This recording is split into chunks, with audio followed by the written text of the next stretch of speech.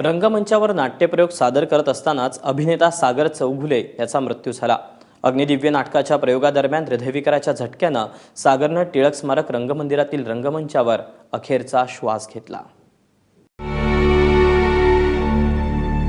सागर चौगुले शाहू महाराजांच्या भूमिकेत सागरला बघून प्रेक्षक अक्षरशः मंत्रमुग्ध व्हायचे।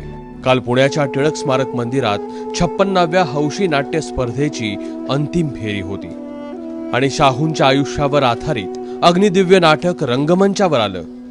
2 प्रवेश झाले। शाहूंच्या भूमिकेतल्या सागरला प्रेक्षकांनी टाळ्यांच्या कडकडाटानं प्रतिसाद दिला आणि रंगमंचावर अघटित घडलं। महाराजांना मी प्रश्न विचारला होता, महाराज ग्रंथमाला नावाच्या आमच्या नियतकालिकेसाठी आपण जे अनुदान चालू केले ते आपल्या दरबारातल्या कारभाराने बंद केले असं समजतं। त्यांचा शेवटचा वेळेला हाच होता की दरबारातल्या कारभाराने नाही, आम्ही बंद केले। पण त्यांनी पहिला तोल घेतला असा।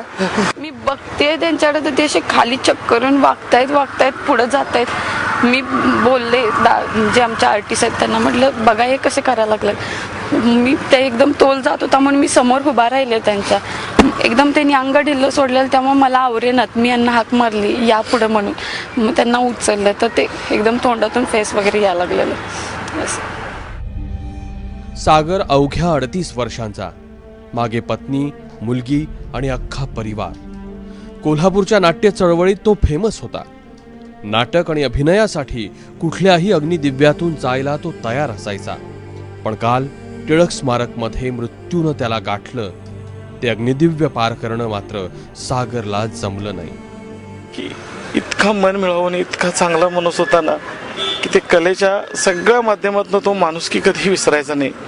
अगदी नवीन ज्युनियर आर्टिस्ट जरी त्याच्याबरोबर एखादा उभा राहिला किंवा यायचं झाला बरोबर यायचं झालं तर त्याला असं हट्ट म्हणून किंवा असं चुकीच्या नजरेनं सुद्धा तो बघायचा नाही। इतका कॉपरेटिव्ह माणूस होता तो। जवळजवळ आम्ही 10-15 वर्ष एकत्र आता काम करतोय। त्या 10-15 वर्षात एक वेगळा पूर्ण वेगळा ठसा उमटवून गेला तो आमच्यातून। सुप्रसिद्ध गायक सुरेश वाडकर यांचा सागर सख्खा भाचा। राजारामपुरीच्या 8व्या गल्लीत त्यांचं वास्तव्य होतं। व्यवसाय सांभाळून तो रंगभूमीवर स्वतःला आजमावत राहिला। अनेक सहकलाकारांना सागरनं मदतीचा हात दिला। त्यामुळे त्याची अचानक झालेली एक्झिट काळजाला चटका लावणारी आहे। चंद्रशेखर खोले, ABP माझा, कोल्हापूर।